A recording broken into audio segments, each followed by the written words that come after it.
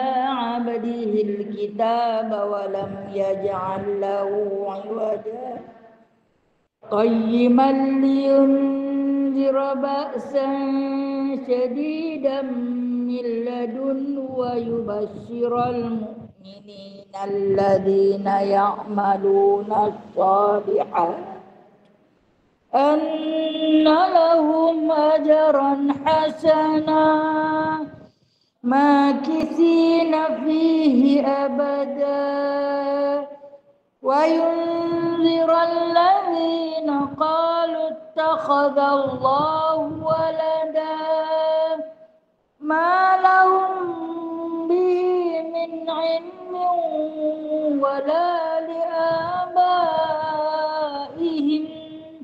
كبرت كلمة تخرج من أفواههم إن يقولون إلا كذبا فلعلك باخع نفسك على آثارهم إن لم يؤمنوا بهذا الحديث أسفا إنا جعلنا ما على الأرض زينة لها لنبلوهم أيهم أحسن عملا وإنا لجاعلون ما عليها صعيدا جرزا أم حسبت أن أصحاب الكهف والرقيم كانوا من آياتنا عجبا إذ أوى الفتية إلى الكهف فقالوا ربنا آتنا من لدنك رحمة وهيئ لنا من أمرنا رشدا سبحانك اللهم وبحمدك أشهد أن لا إله إلا أنت أستغفرك وأتوب إليك اللهم صل على سيدنا وعلى آل سيدنا اللهم إنا نجعلك في نحور أعدائنا ونعوذ بك من شرورهم اللهم بدد شملهم وفرق جمعهم وشتت كلمتهم وزلزل أقدامهم وسلط عليهم كلبا من كلابك يا قهار يا جبار يا منتقم يا الله يا الله يا الله اللهم يا منزل الكتاب يا مجري السحاب يا هازم الأحزاب اهزمهم اهزمهم اهزمهم وانصرنا عليهم اللهم إنا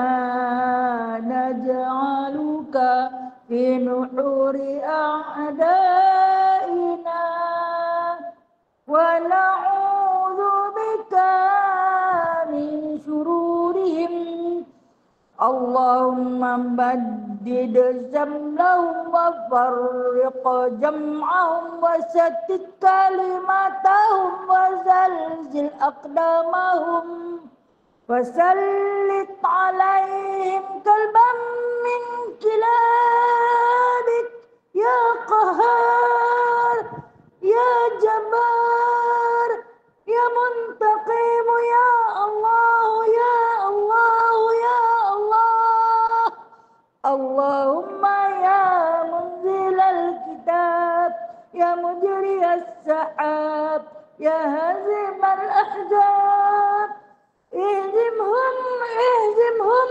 اهزمهم وانصرنا عليهم Ya Allah, kami letakkan kamu di batang leher musuh-musuh kami, dan kami berlindung denganmu dari kejahatan mereka. Ya Allah, hancurkan kumpulan mereka. Ya Allah, pecahkan pakatan mereka. Ya Allah, leburkan pendirian mereka. Ya Allah, musnahkan langkah mereka. Cengkamkan anjing-anjingmu kepada mereka. Ya Allah yang Maha Memaksa, Ya Allah yang Maha Perkasa, Ya Allah yang Maha Membalas, Ya Allah, Ya Allah, Ya Allah yang turunkan kitab, yang gerakkan awan, yang tewaskan tentera Ahzab.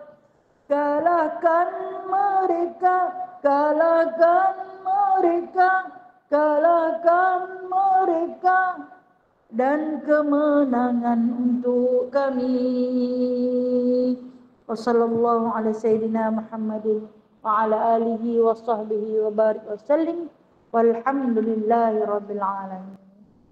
Amin, amin, amin. Amin ya mujib doa isailin, ya qabilat taibin, ya rahimad du'afa wal fuqara wal yatama wal masakin. Bismillahirrahmanirrahim. Rabbi syrah li sadari wa yassir li amri wahlul 'uqdatam min lisani yafqahu qawli. Allahumma shalli ala sayyidina Muhammad wa ala ali sayyidina Muhammad. Rabbi yassir wa la tu'assir, Rabbi tamim bi khair ya karim. Subhanaka la ilma lana illa ma 'allamtana, innaka antal alimul hakim, innaka antas sami'ul alim, innaka antat tawwabur rahim. Amma ba'du fa ya ibadallah. Alhamdulillah, setinggi-tinggi puji serta syukur kehadrat Allah Ta'ala, limpahan rahmatnya kepada kita. Kita dapat lagi kembali berkuliah, bersua wajah, duduk di dalam satu halaqah yang dirahmati lagi diberkati, dipanjangkan usia, disihatkan tubuh badan. Kita mulakan hari kita pada pagi ini dengan kita membaca surah Fatihah, diikuti dengan surah Kahfi, diikuti dengan selawat kepada Nabi, kemudian disudahi dengan doa qunut nazilah. Alhamdulillah, mudah-mudahan diterima setiap baik-baik bicara, setiap huruf diimbalkan sebagai imbalan pahala di sisi Allah, anugerah untuk kita.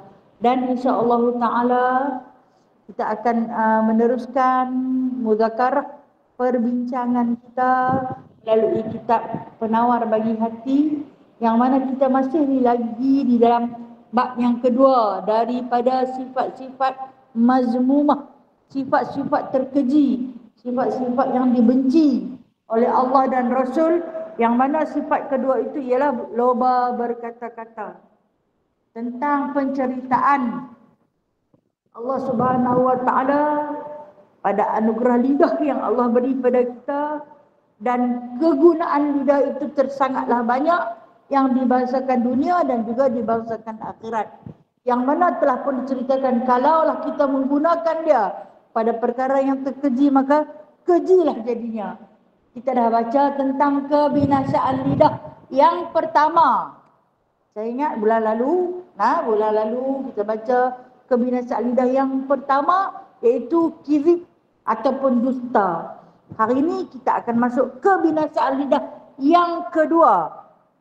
Kitab saya tak sama dengan kitab perempuan, sebab tu saya tak dapat muka surat kitab saya 44, memang tak sama. 74, betul 74, ada yang lain.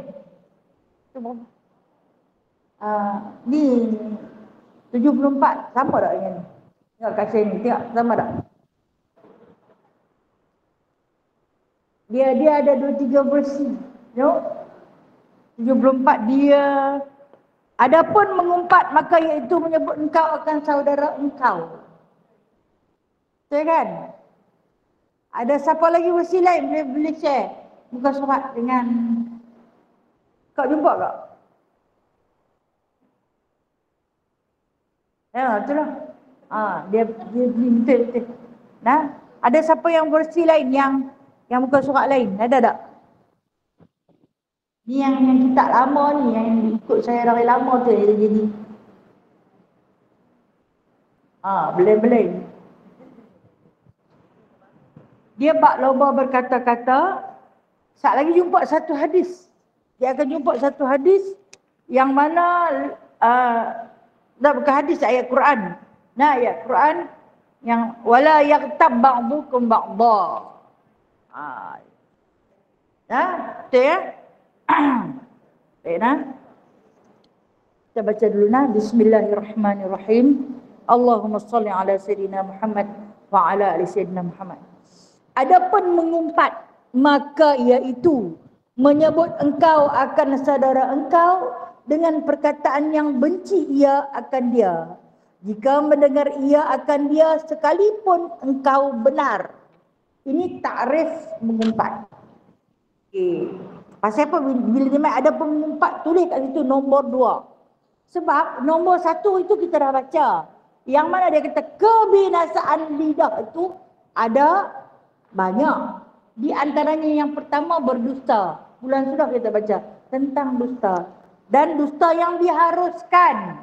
Nah, dusta yang diharuskan.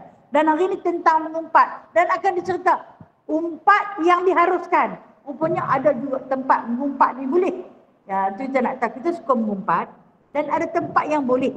Tetapi dia bagi kita takrif pengenalan dulu apa yang dikatakan mengumpat. Ada pengumpat dia kata iaitu menyebut engkau akan saudara engkau dengan perkataan yang benci dia. Makna dia bila hang sebut sesuatu benda yang dia tak suka dengar. Hang sebut tentang dia yang dia tak suka dengar. Itu dinamakan mengumpat. Ada yang kita sebut secara berdepan, kita kata mengata kat aku depan-depan tu. Nah. Itu berdosa tetapi boleh diminta maaf serta-merta. Yang jadi permasalahan mengata juga, mengumpat juga tapi di belakang. Itu disebut sebagai ghibah. Ghibah ni maksud dia kita kata dekat dia, dia tak ada depan kita tapi dia ada di belakang. Dia tetap berdosa. Kedua-dua ni adalah berdosa. Sama ada kita mengata dekat dia secara berdepan, tapi yang mengata secara berdepan tu dia boleh minta maaf lala tu. Dan kawan tu pun boleh memaafkan. Yang menjadi permasalahan ni, kita sebut sesuatu keburukan tentang dia di belakang dia. Dan dia tak tahu. Bila berdepan dengan dia, kita baik dengan dia. Tapi di belakang kita dia kata yang bukan-bukan. Itulah yang menjadi sesuatu perkara yang disebut ghibah. Ghibah ni asal daripada perkataan ghaib. Ghaib sesuatu yang orang tu tak ada depan kita, kita kata dekat dia. Dia ada tak? Dia ada, dia tak ada. Tak ada boleh nak kata kat dia. Itu ghibah. Itu ghibah. Kalau dia ada, ni dia datang tu saya nak kata dekat dia. Okey, lepas tu minta maaf. Okey, itu lain cerita. Tapi tetap berdosa kedua-duanya. Cuma dosa diampun dan dosa tak diampun. Sama ada engkau sebut akan kekurangan pada dirinya atau pada akalnya atau pada perbuatannya atau pada perkataannya atau pada kainnya atau pada lainnya. Hang sebut tentang kekurangan dia, kecacatan dia. Dia kata sama ada pada diri dia, pada fizikal dia. Hang tengok kawan tu punya besar macam tong drum. Memang dia besar, tapi bila orang kata kat dia, sedih. Bila kita menyebut sesuatu yang menyakitkan hati, itu nama orang mengata. Tak ada orang mengata puji, tak ada. Yang tu puji. Yang disebut sesuatu yang tak elok, dia memang tak suka dengar. Walaupun dia besar, tapi kalau dah orang kata dekat dia, dia memang sedih. Kalau dia dengar, sekalipun benda tu benar dia kata. Walaupun benda tu benda betul. Atau pada akalnya, dia ni memang tak ada otak. Apalah punya bodoh. Itu di antara itu yang bercangkuk kau dengan akal. Atau pada perbuatannya, sebarang jenis tindakan yang dia buat. Sampai tak fikir. Itulah bengong. Kita kata atau pada perbuatan dia atau pada perkataan pada mulut lidahnya. Atau pada kain bajunya. Kain dia disebut kain di sini lah. Okey. Kain baju di sini adalah beberapa definisi yang disebut. Seandainya orang tu orang yang pakai kain baju tapi rupa tak pakai. Faham tak dah? Pakai kain baju tapi rupa lagu tak pakai. Nampak terus menerus. Ada baju dia pakai terlampau jarang. Yang ni wajib kita kata, tapi kata dekat dia terus. Kata kat dia, nak abang. Ni jangan nampak. Okey. Ini wajib kita kata. Tetapi kalau dia pakai baju kawan gelap, dah lah hitam, pakai baju merah menyala, memang sampai habis. Kata ni kira sampai habis-habis. Itu adalah perkataan disebut sebagai riba atau pada lain apa juga jenis kecacatan dan keburukan orang lain, maka hendaklah kamu simpan dalam hati, jangan dikeluarkan pada sesiapa kecuali untuk pengajaran. Kecuali untuk pengajaran. Okey, kita bagi contoh macam ni. Kita ada kawan, dia suka pakai tudung burung sanggit tinggi-tinggi tu. Yang kita kenal rambut dia bukanlah panjang mana. Lepas sikit berdasarkan telinga dia tahun tu. Tapi bila pakai tudung, besar tu punya sanggul. Baik. Saya kata dekat dia, besarnya sanggul, tinggi pula tu dia penat. Kan? Tak boleh ni. Mengikut hukum Islam dia dilarang. Untuk kita mempamerkan perhiasan walaupun duduk di bawah kain. Walaupun duduk di bawah kain. Haram. Bukan rambut betul dia. Aku beli sanggul dia pakai. Pun tak boleh. Kita kata tentang keburukan dia di depan dia. Jangan marah dulu, nak tegur ni, nak abang. Itu dari segi pemakaian. Kemudian ada bahagian-bahagian yang tak cukup, yang tak kena, yang ternampak aurat. Boleh.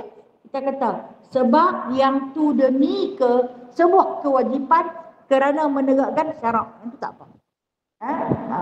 Itu pada segi pakaian dia yang kita tak setuju. Pakai cantik dah. Tapi baju tu ketat sangat. Boleh. Boleh kita berbicara tentang pakaian dia. Tapi jangan sampai tahap menghina. Boleh menegur kerana Allah. Namun haram apabila kita menghina. Ni dah lah gemuk. Pendek pula. Hitam pula. Pakai pula lalu tu. Lagi huduk. Itu tahap menghina. Okey, kita tengok. Kerana firman Allah Ta'ala. وَلَا يَغْتَبْ بَعْضُكُمْ بَعْضًا أَيُحِبُّ أَحَدُكُمْ أَنْ يَأْكُلَ لَحْمَ أَخِيهِ مَيْتًا فَكَرِهْتُمُوهُ وَاتَّقُوا اللَّهَ إِنَّ اللَّهَ تَوَّابٌ رَحِيمٌ. Artinya, dan jangan mengumpat oleh setengah kamu akan setengah-setengah. Adakah kasih seorang kamu memakan daging saudaranya yang mati, maka benci kamu akan dia. Ini firman Allah Subhanahu wa taala daripada surah Al-Hujurat ayat yang ke-12, yang mana Allah Subhanahu wa taala memulakan dengan perkataan la. Itu la di sini bermaksud la nahi. La nafi. Saya sekarang sebut ayatnya ayat manfi, ayat nafi. Ayat ni yang kita baca ni ayat nahi. Ayat nahi ni kalau Hindustan nahi kita kata apa? Nahi, tidak kan? Okey, nahi di sini ayat yang berbentuk larangan. Larangan apabila larangan di sini larangan muabbad. Selama-lamanya memang hampa tak boleh buat. Apa dia? La yaghtab ba'dukum ba'dha. Jangan kamu mengumpat setengah kamu akan setengah yang lain. Maknanya yang kata dekat orang.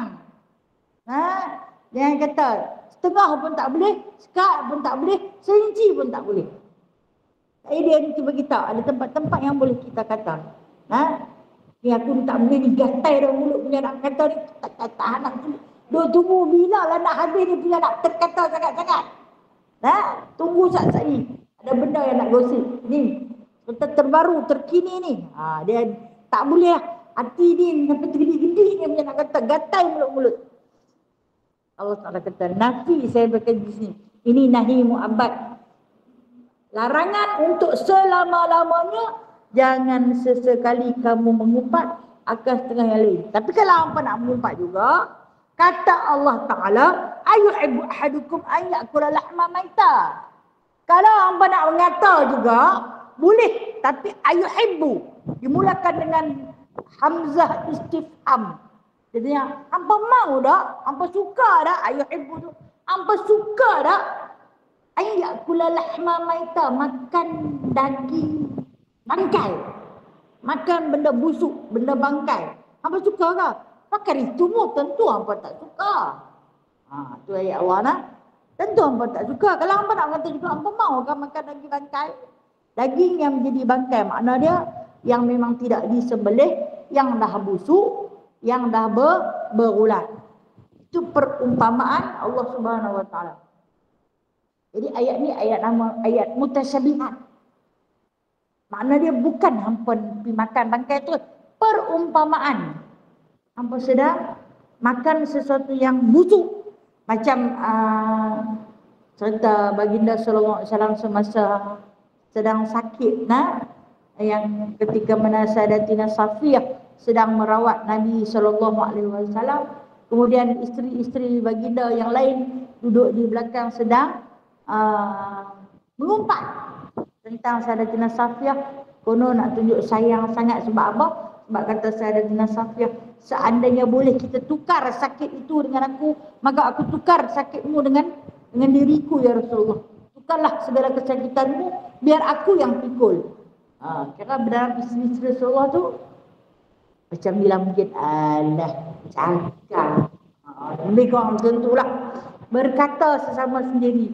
Yang walaupun Rasulullah sallallahu alaihi wasallam ketika itu sedang nazak, baginda terus berkata, semua hampa ni bangkit pergi kumuk mulut. Dia kata kat isteri dia, pergi kumuk mulut kamu berbau bangkai. Kerana kamu sedang makan daging saudara kamu sendiri. Macam itu kata-kata perumpamaan Rasulullah itu menyentak perbuatan isteri-isteri baginda pada ketika itu. Daripada hampa menyata dekat Safiyah yang ikhlas ni, lebih baiklah hampa makan bangkai. Busuk hampa ni. Teguran Rasulullah. Dan dalam ayat yang Allah Ta'ala sebut ni, tentu hampa tak mau kata Allah makan bangkai. Dia yang hampa tak mau makan bangkai, wattaqullah. Kena takut ke Allah. Kita nak mengata ke orang, kita takut ke orang. Kan? Takut ke Allah. Waktu nak mengata ke orang ni, saat tengok dia main tak? Dia main tak? Ada tak siapa-siapa dia parti kiri kanan ni, saat ni kena arak ni. Saat dia sampai dah. Saat ada orang tu. Tengok orang, takut kepada orang. Dia tak boleh, kami tak dia pergi nyampai untuk terus. Aku nak kata kat dia ni tak dia pergi nyampai.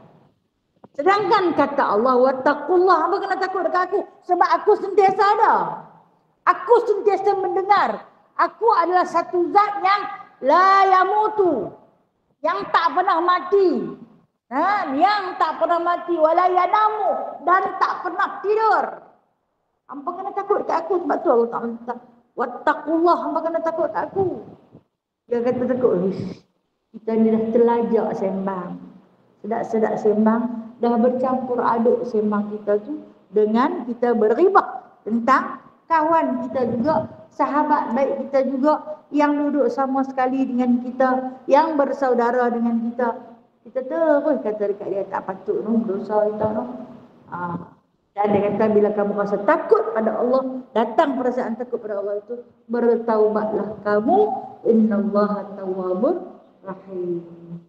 Sesungguhnya Allah Ta'ala itu maha menerima taubat, lagi maha penyayang. Itu sifat Allah.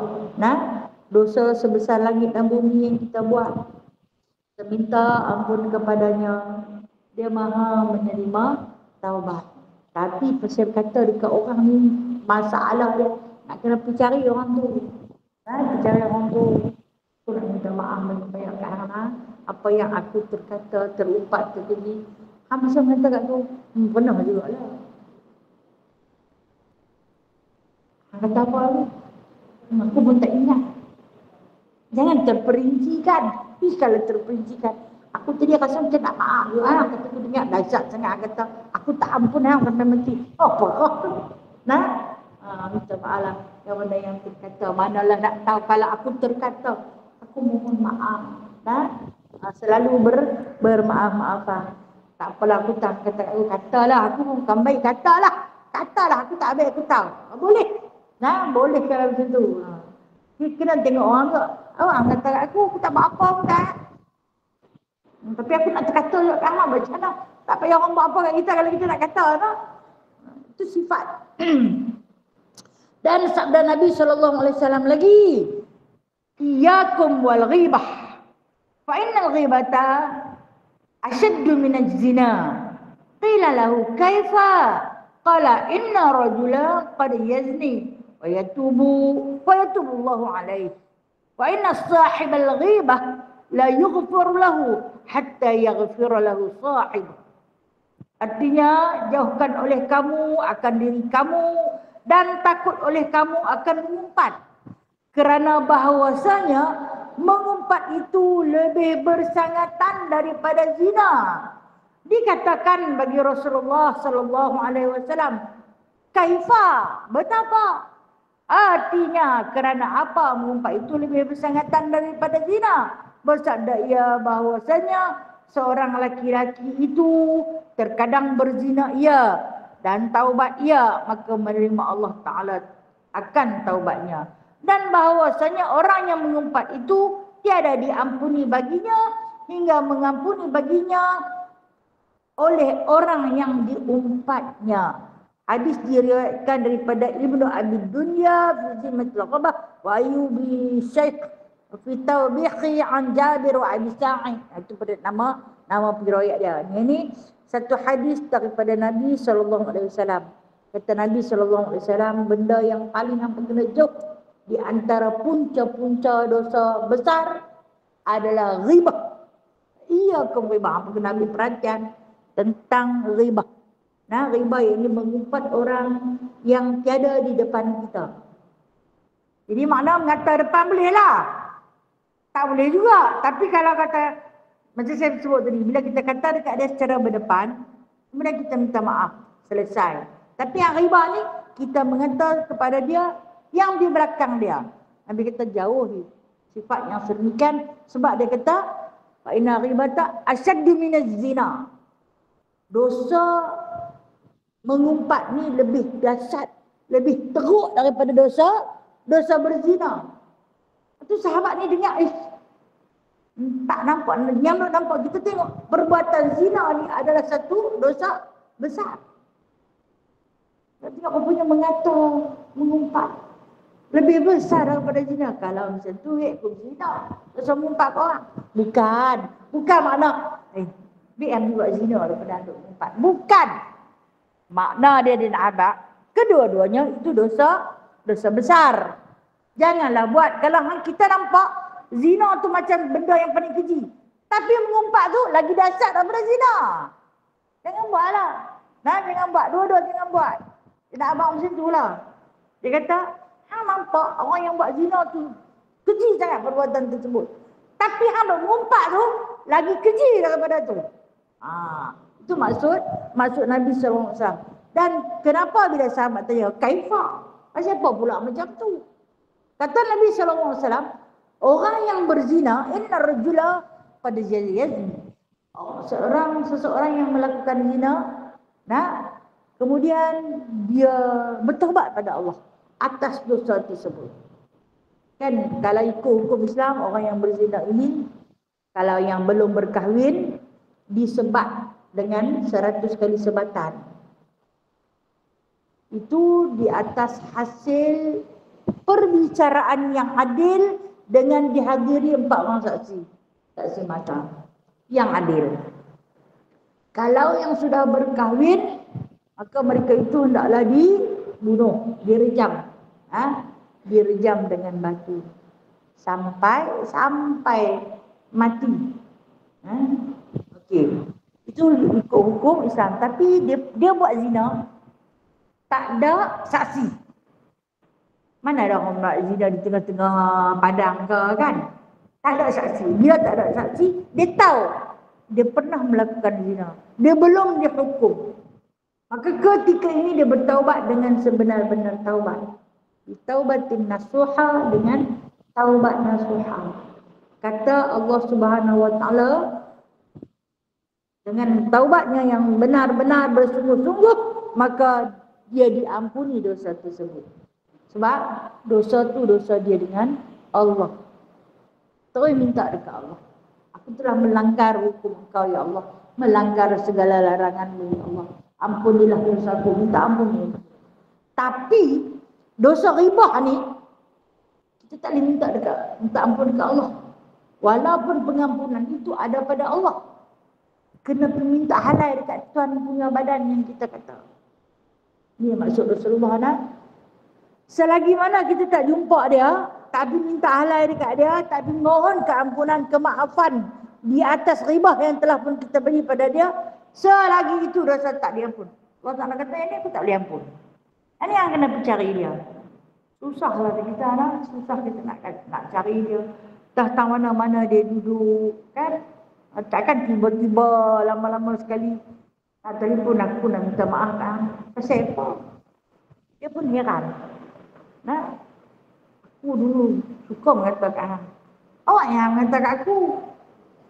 Tak tahu tapi aku tak suka. Tiap-tiap kali aku tengok aku ajak member aku kata, oh hampa lagu tu nak. Lagu tu nak bagus mana? Aku tak boleh maaf, ngaji saja tapi bodoh. Dia pasal hang lah dah terima apa? Ini yang kata Allah, aku tak terima. Selagi mana dia tak maafkan, aku tak terima pengampunan ni. Hampa tanggunglah. Sebab tu kata Rasulullah, lebih dahsyat daripada dosa tersebut. Kalau zina minta ampun sungguh-sungguh, diampun.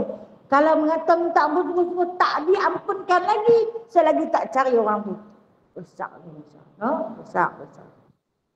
Baik. Dan menilik oleh Nabi SAW ke dalam neraka pada malam Mi'raj. Maka tiba-tiba di dalamnya beberapa laki-laki memakan bangkai. Maka bersabda ia, siapa mereka itu? Ya Jibril. Berkata Jibril, mereka itu yang mengumpat manusia. Nabi tengok, Nabi diberi gambaran oleh Allah Subhanahu wa taala pada malam Mi'raj di dalam neraka. Laki-laki. Dia sebut di sini lelaki. Bukan nak kata perempuan tu bagus. Perumpamaan. Ini hadis, bila dia kata laki-laki, dia nak abang sekali dah dengan perempuan pun. Kita tahu sifat paling suka mengata dekat orang ni perempuan. Ingat kalau lelaki tak pandai mengata, lagi dahsyat kalau dia mengata. Lagi dahsyat. Kadang-kadang tu sampai di luar batasan perkataan dia tiba pula. Yang mana dia kata Nabi, aku berjumpa dengan kelompok ni yang sedang memakan bangkai. Makan bangkai daging saudaranya sendiri. Itu yang mengumpat, mengeji pada saudaranya sendiri, perumpamaannya seperti itu. Di dalam neraka nanti dahlah dibakar, disiksa dengan kepanasan neraka. Kemudian diberi makan. Diberi makan. Mau tak mau kena makan. Tangan ambil, masuk dalam mulut. Siksanya dalam penyiksaan azab yang tak pernah putus. Kemudian dengan makan dan minumnya daripada bangkai yang busuk, minuman daripada hamim, air api neraka yang mendidih, yang telah dileburkan. Itu perumpamaannya. Dan ketahui olehmu bahawasanya mengumpat itu haram dengan ijma'. Maksud dia haram dengan ijma' ini, seluruh ulama' bersepakat. Dia kata ijma' ni. Ijma' ni maksud dia daripada perkataan jama'. Sepakat seluruh ulama' mengatakan riba itu ialah haram. Tapi ada pengecualian.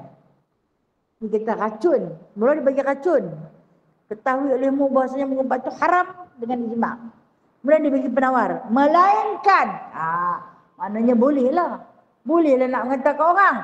Pada 6 tempat diharuskan padanya mengumpat. Makna dia, hukum ini disebut sebagai adamul lamti'. Tidak dilarang kalau nak kata. Pada 6 tempat ni. Kita tengok. Pertama, orang yang mengadu kepada raja berkata ia si Anu menzalim ia akan aku dan menyebut ia akan kejahatannya. Cerita dia orang yang mengadu pada raja. Baik. Zaman ni tak ada polis. Zaman kita ada polis, ada pihak berkuasa. Kita bila nak pergi jumpa dengan polis ni, nak cerita baik orang kan nak cerita buruk orang. Kalau kita berjumpa polis, takkan kita nak abang, saya ada jiran dia tu baik sangat dengan saya. Oh dia kata, amai buat apa? Nak buat laporan? Pasal jiran saya tu baik suka. Tak kan? Tentulah kita nak cerita apa yang dia buat dekat kita. Nah, kita nak abang kat dia. Saya nak buat aduan ni. Saya ada seorang jiran. Jahat sangat. Baik, kalau hang kata jahat sangat tu, hang kena cerita. Kau cerita baik, dia nak tulis laporan. Dia buat apa? Saya tak boleh cerita. Ribah pula dah. Jadi cerita, kalau cerita saya mengumpat, dosa, haram semua ulama. Ketika ni harus, faham maksudnya? Harus boleh bercerita tentang keburukan yang kita kena. Kita boleh cerita abang ada macam ni. Cerita betul lah, jangan mengada-adakan cerita. Bila kita buat laporan, cerita secara terperinci. Nah, okey, bila dia ambil laporan, ditimbang tarang, hang pun tak betul. Hang pun tak bagus. Hang bela kucing, tai hang duk nempak ke rumah dia. Lepas tu, dia baling tai dia ke rumah hang, padan muka. Barulah berlaku perbicaraan secara adil. Tetapi benda tu kena cerita, harus bercerita kepada pihak berkuasa. Di sini sebut raja. Masa ni tak ada polis. Okey, yang kedua, keadaan yang diharuskan mengumpat pada yang kedua iaitu orang yang minta tolong pada menghilangkan maksiat. Maka harus baginya bahawa berkata ia si Anu mengerjakan maksiat, tolong olehmu akan daku pada menghilangkannya dan menyebutkan ia akan nama maksiat itu. Kita tengok orang buat maksiat. Maksiat ni, apa maksud maksiat? Sesuatu perkara yang dilarang oleh Allah. Itu maksiat. Kita nampak orang buat maksiat, asalkan kata maksiat ni tergambar orang yang sedang melakukan sumbang, orang mencuri, orang buat sesuatu benda zalim, itu maksiat.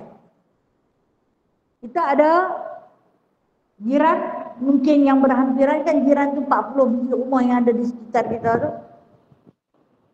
Kita tengok dia dah berpisah dengan suami dia. Dengar kata dah berpisah dah, tapi duk nampak suami tu main balik. Duk main balik. Masa dulu, masa duk nikah elok-elok tu sampai 5-6 bulan tak balik ke rumah. Bercerai balik main duduk sampai tak mahu pergi mana. Kita tengok perkara macam tu dan kita dah dimaklumkan. Bimbang. Apabila maksiat berlaku, kita tak cegah, kita adalah salah satu di antara individu yang terpalit dengan dosa tu. Jadi kita pun cari. Macam kita hari ni kita pencegah maksiat, atau mungkin kita boleh cari ketua kampung, atau cari JKKKK, atau cari imam ke, kan? Cari orang masjid lah, abang ni kita ada orang sekian-sekian. Saya tak nampak lah mereka buat perbuatan apa, tapi mereka tu dah pun tak duduk, bukan lagi suami isteri. Ada begini, agar siasatan lanjut boleh dijalankan. Masa ketika ni harus kita ribah, kita cerita. Okey, mungkin ada tambahan sikit. Anak dia pun bawa balik main orang lain, masuk keluar, berkahwin pun belum, apa gini. Boleh bercerita. Demi kemaslahatan ummah, itu dikatakan masalah ummah. Walaupun kita nak jaga tepikan orang, bukan kerana jaga tepikan orang, tapi kita nak jaga agar bala yang Allah Ta'ala hantar kita tak terkena sama. Kita tak masuk di antara orang lain, orang yang subhat. Kerana memohon, minta agar orang yang ada kuasa untuk buat tindakan dan jauh daripada perbuatan maksiat tersebut. Itu tak ada yang kedua. Dan yang ketiga dia, orang yang minta fatwa apabila berhajat kepada menyebut perkataan seperti berkata oleh isteri, suami aku orang yang kikir, tiada memberi ia bagiku akan yang memadai daripada nafkah, maka adakah harus aku ambil daripada hartanya setengah yang memada bagiku? Okey, cerita ni cerita orang yang minta fatwa. Tulis dekat fatwa tu qadhi. Jumpa orang yang minta fatwa, jumpa qadhi. Seorang isteri jumpa dengan qadhi ataupun seorang suami jumpa dengan qadhi. Cerita ni lebih kurang macam yang berjumpa polis tu lah. Jumpa qadhi ni, biasanya kalau orang pergi jumpa qadhi ni, dia nak cerita lah, saya ada suami saya punya bagus, bertanggungjawab, rajin kerja, pemurah. Dia nak cerita tak begitu? So qadhi kata ramai buat apa? Kerja qadhi ni, kerja dengan umpatan orang. Tidak. Tak lagi panggil pula isteri dia pula, panggil suami. Suami pula mengata dekat bini. Kerja qadhi ni memang kerja dia kerja mendengar umpatan orang. Lepas tu dia pun nak mangli lah contoh isteri ni. Jadi dia kata ketika ini diharuskan apabila seorang isteri ataupun seorang suami bertemu dengan, di sini sebut fatwa ni, bertemu dengan qadhi. Pergi pejabat qadhi, tentulah nak cerita benda tak elok. Kalau tidak dia tak pergi dia tak pergi. Pergi nak nikah itu je. Kan? Lepas tu pukul esok ni anak nak nikah, pergilah ke teman. Kalau boleh tak mampu dah sampai bila-bila. Tapi takdir Allah Ta'ala punya nasib. Kita tak tahu. Kan? Manalah nak tahu mati pergi suami ni, main umur 60-70 ada pula jodoh. Nikah pula. Jadi tak salah benda tu. Cerita ni dia adalah daripada satu hadis Nabi SAW. Kes yang ketiga ni, iaitu berkenaan dengan seorang perempuan yang bernama Hindun. Hindun datang berjumpa dengan Sayyidatina Aisyah radhiyallahu anha. Hindun ni dia isteri kepada Abu Sufyan. Abu Sufyan tu siapa? Abu Sufyan tu pembesar Quraisy, negeri Mekah.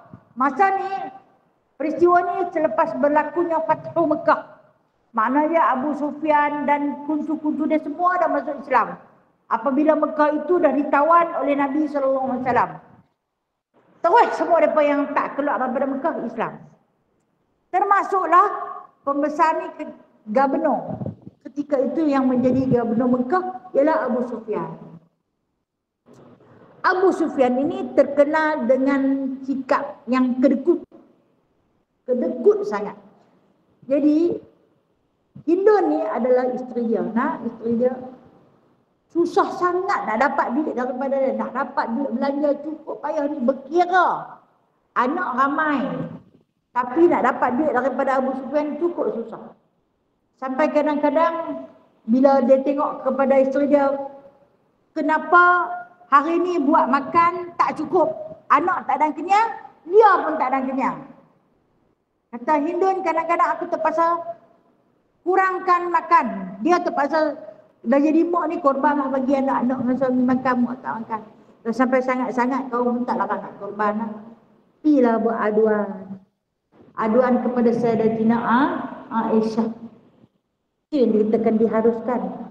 Jadi dia kata, wahai Aisyah, tolong tanya pada Rasulullah. Tolong sampaikan, panjangkan persoalanku ini kepada Rasulullah. Katakan kepadanya, suami aku ni kedekut sangat. Abu Sufyan ni kedekut sangat. Jadi boleh tak Aku nak ambil harta dia mengikut keperluan aku. Mengikut keperluan sahaja.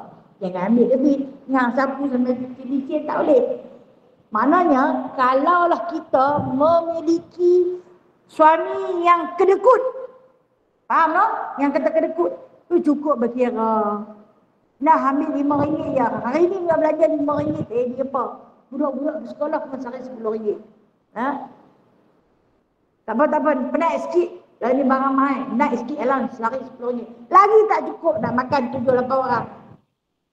Okay, cerita Hindun ni bila dia jadi macam tu, kata Rasulullah boleh ambil. Rasulullah kata kepada Aisyah, beritahu kepada Hindun boleh ambil sekadar keperluan sahaja. Maknanya banyak mana yang dia perlulah, yang diberi oleh Abu Sufyan sikit. Tapi bukan main nak makan elok-elok, nak makan sedap-sedap. Duit berkira tak mau bagi. Maka kata apa? Genggam tak kira ni. Jadi selepas daripada tu Hindun pun ambil sekadar keperluan. Bukan sapu sampai cuci salat. Ni yang hari-hari pun punya mencuri basuh pakai baju dia, jumpa dalam poket. Kadang suami tu tertinggal. Dia terlupa. Nanti ada duit terlipat, basah dah masuk dalam mesin. Kita pun nak angkat sidat. Allah, rezeki aku. Itu bukan rezeki. Itu ujian orang curi. Ambil ada kentang. Dia tak tahu, baca dia ambil. Dia orang tak tahu, dia lupa. Dia lupa terus. Dan dia sedap-sedap, mana apa duit aku habis, you know?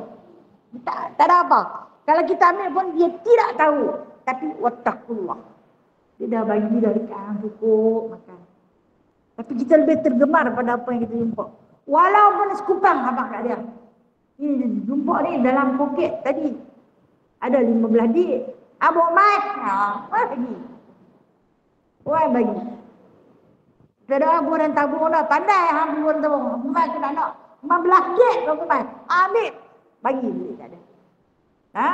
Tidak minta halal wawai. Minta halal wawai. Contoh. Saya ni duk basuh lah baju abang. Elok sangatlah cakap saya kecek kan. Jumpa lah RM2-3. Tu ambil dia tu. Halal lah. Kawan tak ada nak kata halal. Kita halal lah. Ambil lah. Cantik. Halal. Halal. Habak wawai. Ni bukan sekata sehari dua ni. Lama dah masuk. Lama dah. Setiap kali jumpa tak pernah habak pun.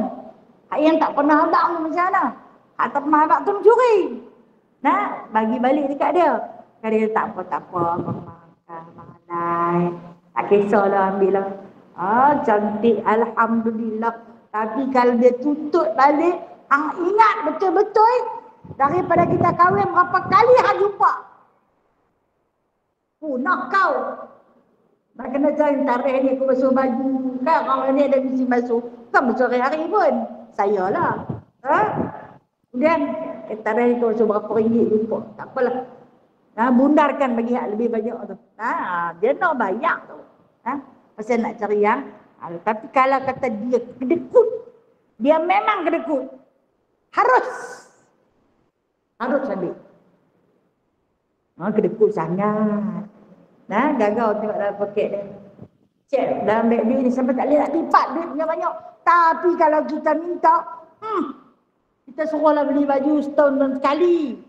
Baju yang banyak pakailah apa yang ada. Apalah yang ada. Yang nikah itu pakai ambil kena. Pakailah. Pilih pun jadi lagu roti jala dah. Harus. Kan ajak mencuri ni.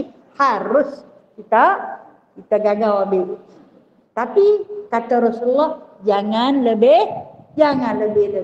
Ambil sekadar yang perlu saja. Ambil sekadar yang perlu.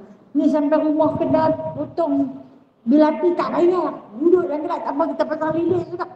Sip karan. Tak payah bayar bulan-bulan apa guna. Mandi lah ya hujan tahan. Hujan kita tahan. Tu tahap teruk kan dah tu. Yang tu memang wajib berjumpa dengan Yang qadi abang saya tak boleh duduk lah dengan dia. Mandi air hujan. Bulan ni kan nak boleh pakai pelita pungguk lagu dulu dah. Kan lilin pun silap-silap. Sekali lena mata bakar rumah. Itulah yang kata yang ketiga, boleh apabila kita jumpa dengan qadi, kita boleh cerita tentang keburukan suami kita atau suami boleh cerita tentang keburukan isteri. Kepada siapa? Kepada qadi. Kepada qadi.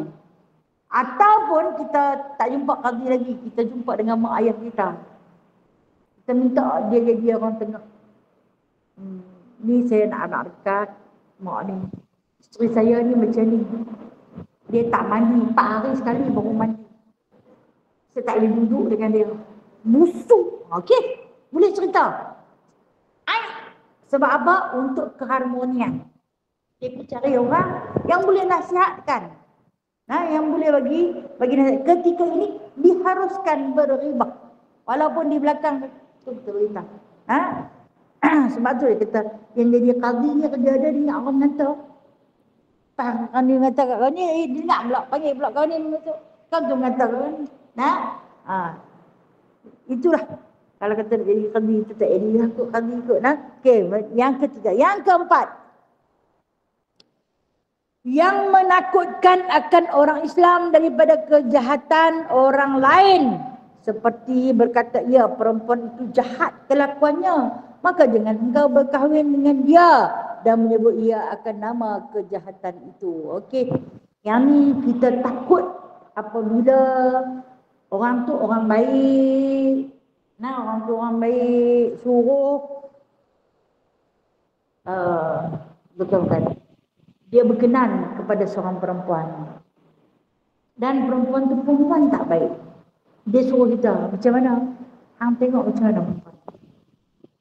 Kita yang dah lama dah hati aku kenal yang perempuan ni. Dia dekat dengan rumah aku. Lepas tu tak elok. Perangai dia pun tak elok. Ahli keluarga dia pun tak elok.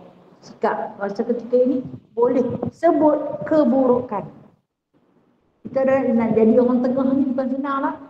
Demi menyelamatkan maslahah pada lelaki yang Islam yang beradab itu, maka kita kata kalau boleh jangan dipilih dia. Pasal apa? Pasal tak baik. Saya duk tengok yang telah-telah sudah begini sikap begini. Keluarga dia bersikap sekian-sekian. Pasal tak eloklah kita cari orang lain lah. Lebih baik. Ketika ni boleh berribah. Okey, orang dululah kalau orang nak nikah, dia merisik guna orang tengah. Dan yang tak ada nak risik, dia risik awal-awal dah siap. Dia kata mak pi minang je. Dia dah bincang dah semua antara banyak mana cincin setengah bentuk ke. Dia dah bincang mak pi lah terus. Dulu nak guna orang tengah, tolong Sat cari sekian. Tanya Sat macam mana perangai, latar belakang, kan? Lalu dia berpandai-pandaian lah. Hidup kami uruskan sendiri. Mak duduk diam-diam, diam. Tak berani nak ambil apa-apa keputusan kan. Mak jangan duk kira mahal-mahal sangat. Dah lah, lelaki tu bukan kerja. Dah tak kerja. Ambil kenan buat apa. Dah kami nak share. Boleh ke dia tak mahal. Anak dia bela dari susah. Payah. Ni nak cerita bil perubatan pun tak lepas. Mak jangan pandai-pandai dia mahal. Pakai tak nikah tiap sampai bila-bila. Kira murah-murah sudah. Punya pandai-pandaian anak-anak. Salah sekali, ambil saja. Dan ketika ini harus. Yang keempat, kelima, bahawa ada seorang yang masyhur, ia dengan nama yang ada padanya kecelaan, seperti Al-A'raj. Al-A'raj ni lembik sebelah ataupun capit. Okey. Orang tu dia ada gelaran nama dia. Kalau tak sebut gelaran dia tu, orang tak tahu dia siapa. Dalam kampung tu banyak yang nama Mat. Kita ni nak pergi cari rumah Mat. Kena ada nama Cik Mat. Cik Mat mana? Mat ni ramai dalam kampung ni. Okey. Kono sikit waktu jumpa rumah dia. Nah, waktu ni kena sebut hak yang dia punya lakab dia tu, gelaran dia. Kalau tak sebut, orang tak kenal dia. Nah, ni nak sebut ni tak bagus lah nak sebut, tapi tak kenal tak apa lah.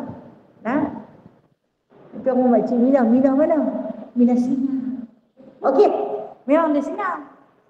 Walaupun benda tu berbentuk cacat, bukan nak menghina, tapi nak bagi orang kenal dia siapa. Ketika ini diharuskan. Janganlah duduk berjajar menyanyi sama dia tu. Bila-bila jumpa dia terus kata, wah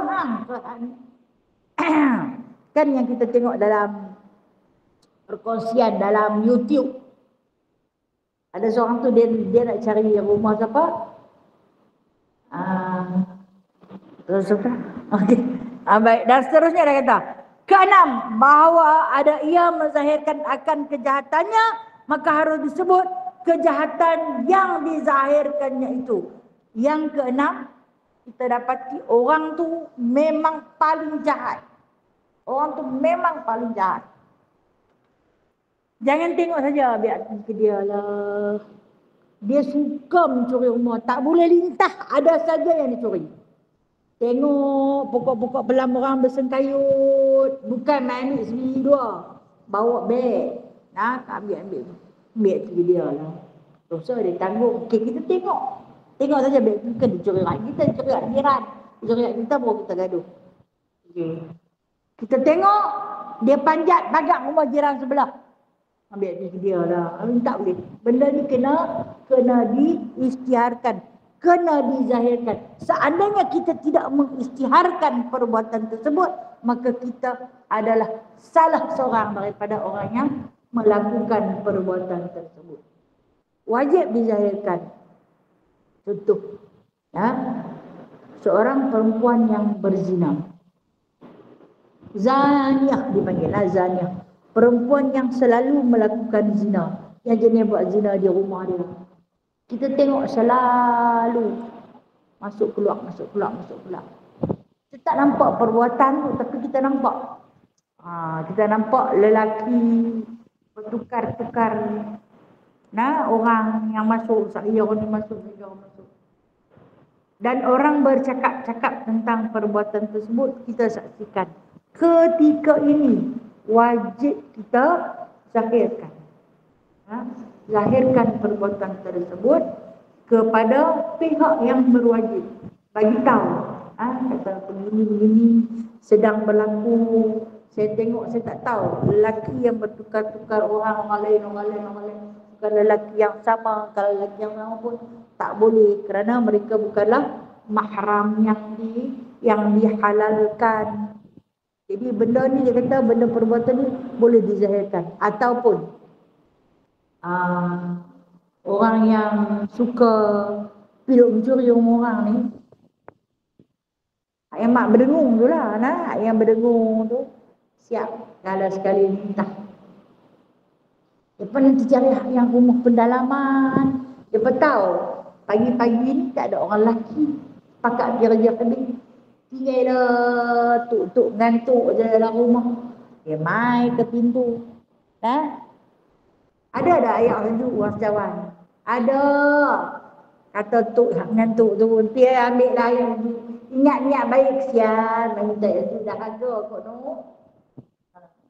Suara-suara adalah gelang pesaka Tok Wan beli dulu ni.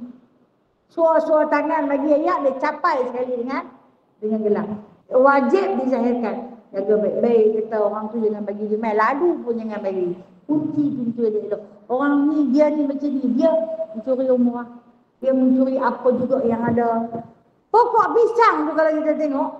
Kita ni duk syok tengoklah pisang tu satu tandan. Kalau masak ni, dia nak buat cucuk. Hari ni cucuk kodok. Esok cucuk katak. Lusa cucuk badak. Kan, kita kan cucuk kita nama. Menentang semua.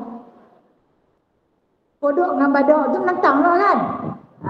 Udang pun menentang, betul tak? Dia syok sendiri. Tengah-tengah duk syok kan, pisang dia punya sifat. Bila dia masak, dia akan masak atas dulu. Satu, hak sulung lah kot. Padahal tu yang bongsu tu. Yang sulung hak keluar dulu tu. Kan? Pihak yang last tu baru masak. Jadi masak atas tu. Kita pun cakap, esok boleh beli. Bawa lah parang nak pergi tebang. Tengok. Tinggal tangkai lah. Dia cantak pokok pun dia tebang. Kan pisang tak berbuah 2 kali. Kita ni tengok cabut sungguh. Siapa punya ambil? Macam ni zahirkan. Kalau kami tahu dah siapa dia. Nah, orang ni begini. Patut aku nampak orang dia duduk melilau dengan betul punya kawan duduk tanda kawasan. Nah, dia duduk tanda kawasan. Bila dia punya buat, dia buat kerja pun tak tahu. Itu kita betul lain kali kalau nak ambil tebanglah pokok. Tebang pokok banyak cerita. Nah, biar aku tebang. Aku cantah kat tandang tu terus. Boleh? Bawa pelari. Pulau tu pergi jual tak jauh. Depan rumah kita ada orang jaga goreng pisang. Dia pergi kat kawan tu. Esok kita beli macam pisang aku. Jadi benda ni dia kata. Sesuatu yang diharuskan untuk kita menzahirkan perbuatan maksiat yang dilakukan. Itu yang keenam. Itu yang keenam. Dan ketahui olehmu bahawasanya ubat yang menegah daripada mengumpat itu, dia bagi penawar. Ada dia kata, ubat untuk menegah daripada mengumpat itu bahawa engkau berfikir pada janji siksa yang akan datang daripada Nabi SAW. Seperti dipindahkan kebajikan orang yang mengumpat kepada suratan amal orang yang diumpatnya. Macam mana nak cari penawar? Tak mau bagi kita terus berghibah sesama kita. Tak mau nak bagi, nak tahan mulut lidah daripada kita berghibah. Maka penawarnya, hendaklah kamu ingat pada satu sabdaan Nabi SAW, orang yang mengumpat kepada sahabatnya, saudaranya, maka dia akan jadi muflis di akhirat nanti. Apa dia? Dia akan bagi semua kebaikan kepada orang yang dia kata, dan dia akan ambil segala kejahatan dan dosa orang yang dia kata tu kepada diri dia. Tu muflis. Aku tak malu dia kata kat dia dapat pahala segala amalan aku. Hari ni dah laku puasa. Semayang tajuk bangkit daripada pukul 3 semalam. Habis bagi kat orang. Tak kerugi, tak malu dia kata kat orang. Karena sikit je aku kata. Terus aku bagi segala kebaikan pada orang yang diumpat. Maka tilik olehmu, maksudnya pandang olehmu akan sedikit kebajikan engkau. Ingat aku dah letak banyak amalan. Amalan pun tak banyak mana. Buat wajib-wajib saja. Lepas tu mengatakan orang banyak. Habis kata Rasul, tengok. Apa amalan yang sikit. Dan banyak umpat engkau. Kemudian tilik olehmu akan kecelaan engkau. Aku pun tak baik. Diri sendiri pun tak baik. Tak selalu pandang kekurangan orang lain, keburukan orang lain. Kerana keburukan kita lebih besar. Keaiban kita lebih besar. Maka berbimbang engkau dengan diri engkau lebih baik daripada berbimbang dengan diri orang lain. Risaulah kat diri sendiri. Tak selalu risau kat orang lain. Aku tak tahu lah. Dia kan tu. Risau kan tu. Aku kalau aku risau lah. Terus selalu cakap dengan orang. Dia pergi kat dia. Ni cerita lepas satu cerita lepas satu cerita. Cerita yang baik-baik. Cerita yang baik-baik. Ingat kita amalan tak banyak. Jangan sampai kita bawa amalan tu bagi dekat orang yang kita kata tu sampai habis.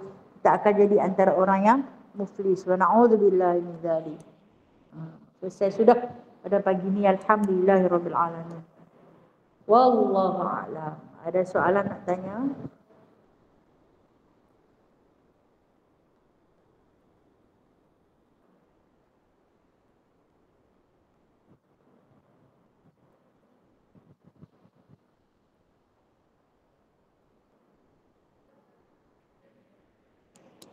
Apa dia?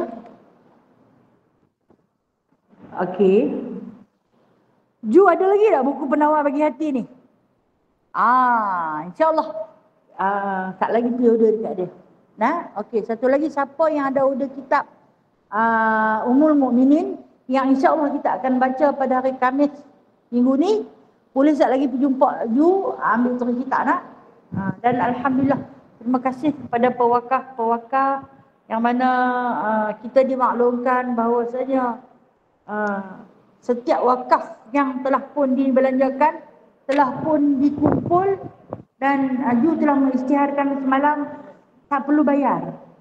Tak perlu bayar, Alhamdulillah. Tapi yang order lah, yang tak order tak boleh lah nak ambil lagi nak yang order. Tak lagi boleh perjumpa you, boleh ambil kitab dan insyaAllah kita akan mulakan pengajian kita pada minggu ni dengan izin daripada Allah. Terima kasih banyak-banyak kepada pewakaf yang mana yang tak pernah kedekut untuk melabur dalam saham akhirat. Saham Allah Subhanahu wa taala. Okey, Kak Jamilah.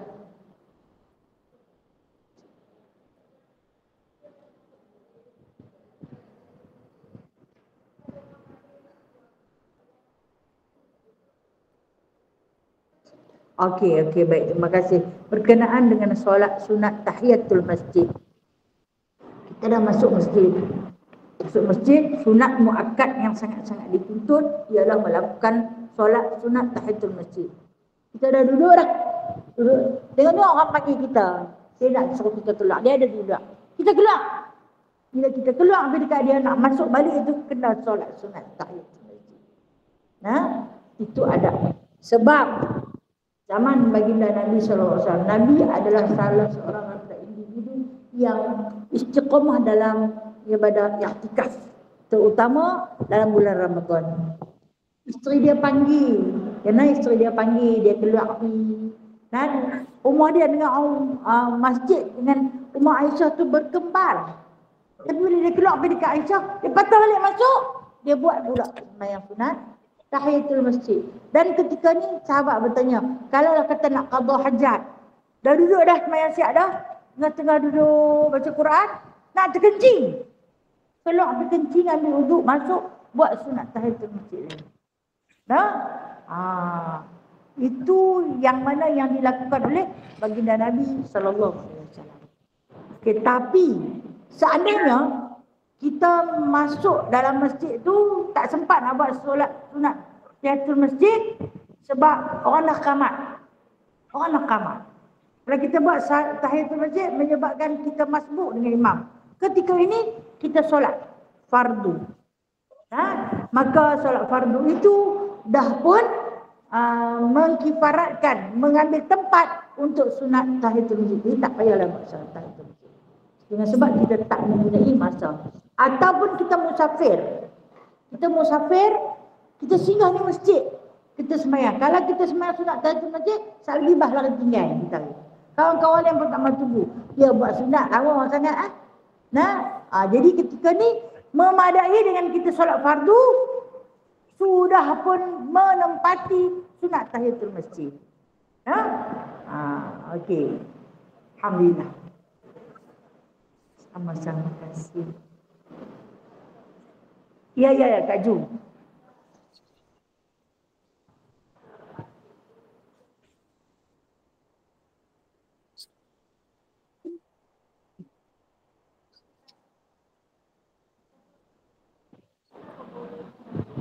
Okey.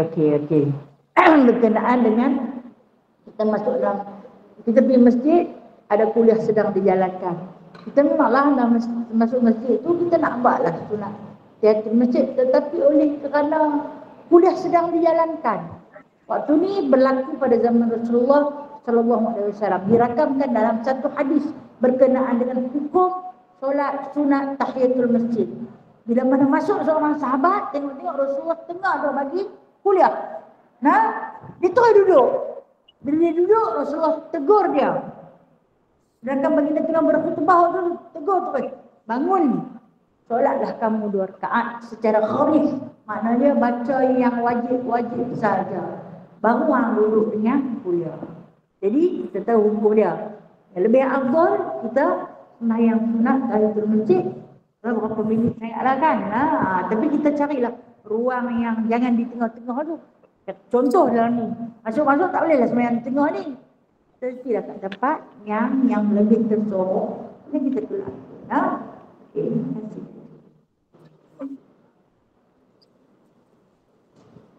Okey, ada soalan lain?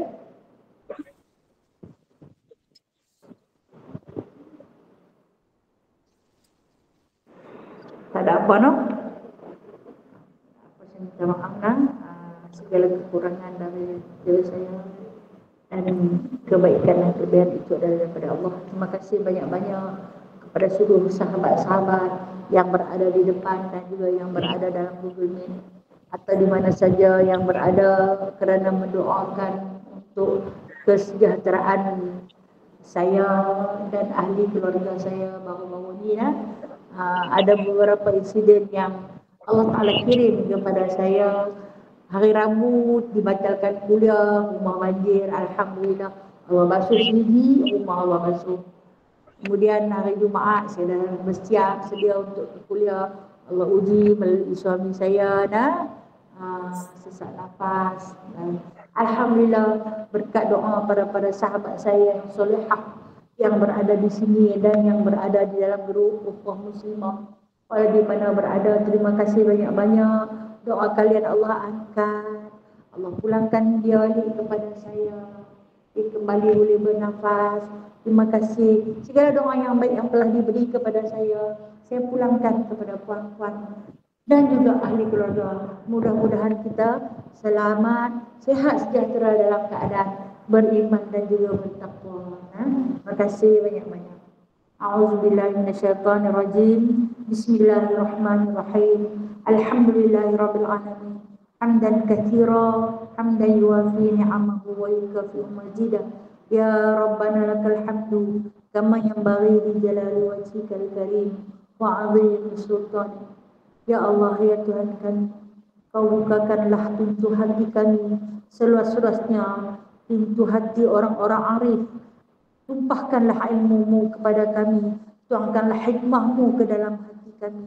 Jadikanlah kami insan yang berilmu untuk kami jadikan dia bekalan dalam kami beribadah. Ya Allah, terimakanlah segala amalan kami, walau sedikit sebanyak ianya mengguriskan setiap perbuatan kami. Namun terimalah ya Allah, walau ianya tidak cukup, namun terimalah ya Allah, imbalkan pahala yang berlipat ganda pada sedikit perbuatan amalan kami ini. Wahai Allah, Tuhan yang Maha Pengasih lagi Maha Penyayang, kasihilah kami, sayangilah kami, rahmatilah kami di dalam setiap tilikan-Mu kepada diri kami yang hina ini. Masukkanlah kami ke dalam surga-Mu, surga yang kekal abadi dengan segala nikmat melalui para nabi dan para rasul-Mu. Wassallallahu ala sayyidina Muhammadin walhamdulillahi rabbil alamin. Taqabbalallahu minkum minna wa minkum. Taqabbal ya karim. Terima kasih semua. Assalamualaikum warahmatullahi wabarakatuh. Teruskan sallu ala Nabi sallallahu alaihi wasallam. Terima kasih Ustazah. Terima kasih. Terima kasih Ustazah.